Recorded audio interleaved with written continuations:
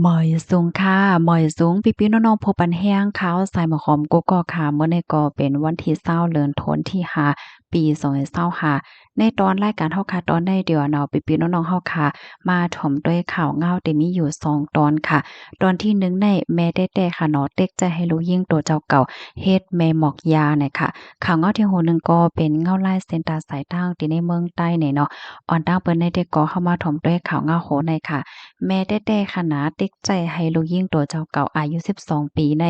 เข้าในวงการแม่หมอกยาว่าเนี่ยค่ะเมื่อวันที่19เดือนธันวาคมที่5ปี25เจ้าหน้าที่ภูมิปุลพรที่ห้องปริโขคินค่ะเนาะก็เลยออกมาลาดว่าเขาเลยรับตึงลาดว่ามีหลานยิ่งอายุ12ปีถูกย่าก็เป็นแม่แต้ๆในคณะเด็กให้ขายเปิดตาได้เอาเงินนั่นมาแจกจ่ายส่วนตัวก็เป็นแม่ สังว่าลูกยิ่งเฮ็ดจอมเพราะว่าในจึงก็ย่าแม้ในปอทุบเฮ็ดหายจังไหนอ้อถึงดีก็เป็นลูกยิ่งในค่ะขัดใจ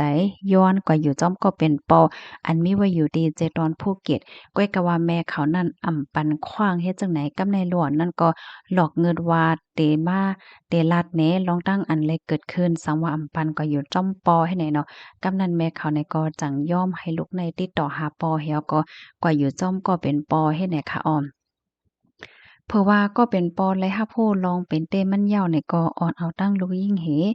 กว่าย้อนตั้งจอยเทียมดีมูลนิธิปวีณาหงส์สกุลฝ่ายจอยเทียมนางยิ่งแลลูกอ่อนค่ะเฮ็ดอันเหเขาในก็และกับสารตั้งโคงปริโขหินเขากดทัดลองตั้งเปิงเป็นมั่นเฮ็ดจังได๋ค่ะอ้อสืบผู้ว่าแม่ของหลวนในฐานะอายุมี32ปีค่ะก็เฮ็ดนาการรับจ้างจังไหนอ้อ กับในเพราะว่าเงินตองมีเป้งป้อเนี่ยก็มันนางเนี่ยก็ติดต่อกับสืบตั้งก้นฮู้จักเป็นนางยิ่งอายุ39ปีเป็นก้นตีหาก้นในเหมือนจังว่ากว่าปันผู้จ่ายเขาสั่งเขาเฮ็ดจั่งใดกับในก็เป็นแม่ก็อ่อนเอาลูกยิ่งตัวเจ้าเก่าได้กว่าที่อันเขาคิ้นกันนั่นค่ะนะโคมทั้งหมดก็สิเป็นอยู่3ปอกเลยค่ะปอกที่1ได้เอาลูกกว่าแน่โตกว่าปันเปิ้นด้วยว่าโตคิง ห่างฝั่งหลวนก็ในให้ไหนน่ะนะยอก็แลงเงินมาจังไหนกำที่2นี่ก็อ่อนโจ้กว่าเที่ยงค่ะกว่าอบโอ้กว่าตกลงกันว่าสังว่าเฮ็ดจังแนวเนาะเผื่อว่าฮอดถึงมาปอกำที่3เนี่ยก็หลวนยิ่งนั้นก็ถูกย่าเหมือนจังว่าถูกย่าแม่เขาเนี่ยเอาขายแต่เฮ็ดจังได๋ค่ะอ้อหลวนนั่นเมื่อพ้องเป็นนั่นอายุ12ปีกว่าเนี่ยค่ะเอามานั่งเนี่ยก็เก็บลองตั้งที่อันเกิดขึ้นเป็นได้มาถึง2ปี เมื่อเหลียวก็อายุ14ปียาวจังไหนค่ะเฮ็ดอันเดียวก็ตั้งฝ่ายเจ้าหน้าที่เขาก็เอาศักดิ์ศรีหลักฐานมันสิจอมติงยอบกุมโตก็เป็นแม่เฮ็ดจั่งใดแล้วก็เลื่อนสู่เจ้าหน้าที่เขาก็กุมโตก็เป็นแม่ไล่ค่ะเนาะกำนันเจ้าหน้าที่เขาก็เตะจ้อมหาป้านางอันเที่ยงก้นหนึ่งอายุ39ปีนั่นคันนะมาต้องถามไล่โหย่อยย่ำมันไหนคันเลยฮู้ว่านางนั้นแต่ก็ข่ายก็อยู่ตั้งตีเหย้าเฮ็ดจั่งใดนะอ้อ ว่าเหตุเจ้าหน้าที่เขาเลยต้องไล่ถามค่ะเนาะก็เป็นแม่นั่นก็ลาดว่าใจเต้เป็นก็ที่อ่อนเอาลูกยิ่งในกว่าขายแต่ย้อนเพราะว่ามีเงินใช้จ่ายเฮ็ดจั่งใดเนาะเพราะว่าเอาลูกกว่าขายแล้วก็เอาเงินมาใช้จ่ายว่าซั้นว่าเจ้าไหนให้แหน่นะมื้อเหลียวในหลวนในคะนะมันสิมีอยู่2เกาะลูกเกาะใหญ่อันเป็นเนี่ยเป็นลูกเกาะใหญ่เนาะก็อยู่จ้อมปอเหย้ากำในหลวนเกาะเล็กเป็นลูกยิ่งหนังเก่าอายุ4-5ปี อันนี้ก็เป็นปอก็แค่เอาก็อยู่จ้อมเหมือนกันก็เพราะว่าไม่ใจลงโหมลมของลูกยิ่งตัวเจ้าเก่าว่าไหนคะข้อมูลในก็เลยปิมาที่ห้องการข่าวสดออกไว้เนี่ยค่ะเมื่อเหลียวเนี่ยก็มีจดมีเจมาติ๊กๆย้อนว่าพี่น้องค่ะอันนี้เป็นแม่แต้ๆค่ะนะอาค่ะพี่น้องค่ะหันถึงจึงหือปันตั้งหันถึงมาลัยเนี่ยค่ะเนาะลูกดีข่าวเงาโหนในเหกับในเฮามาถ่อมด้วยข่าวเงาลองตั้งเปิงเป็นดีเมืองใต้เฮาค่ะอีกหนึ่งค่ะเนาะเมื่อเหลียวในไหน มีข่าวออกมาว่าได้มีโรงเมเซ็นตาสายตั้งคิมทำจ้างแลติปิกไว้เซ็นตั้งกว่ามากลางคำโจเขา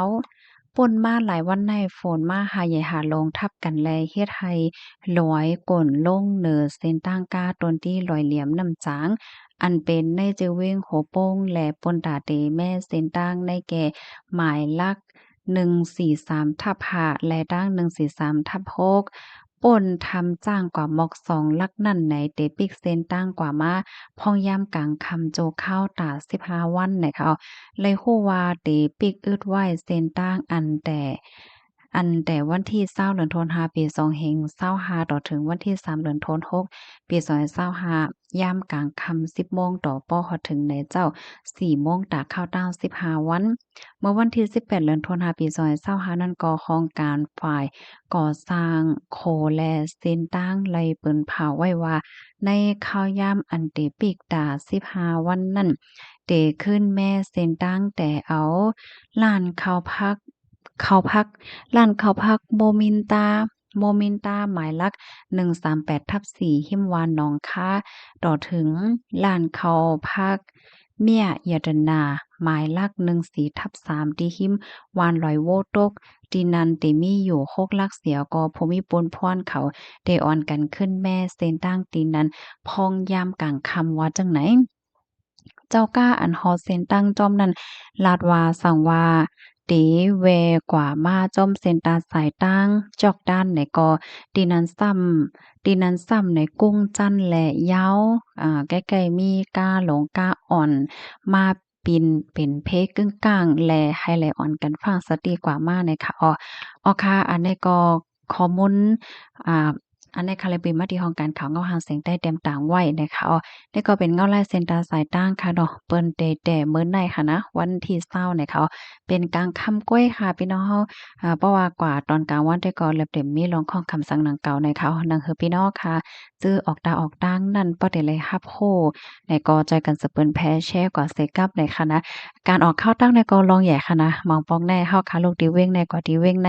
คอกว่าตั้งหึงเอาว่าเผื่อว่ากว่าถึงตีนี้ตีบ้านเราไหน เปิ้นปีกตั้งว่ามากขึ้นก็ง่ายให้ไหนค่ะนะเพราะว่ามันมีตั้งแวกันนำเนี่ยก็ยังแค้นเนาะก้อยกะเพราะว่าเป็นได้แก่ร้อยแก่ป่าเถิดนั่นน่ะอย่าปล่อยก็นะ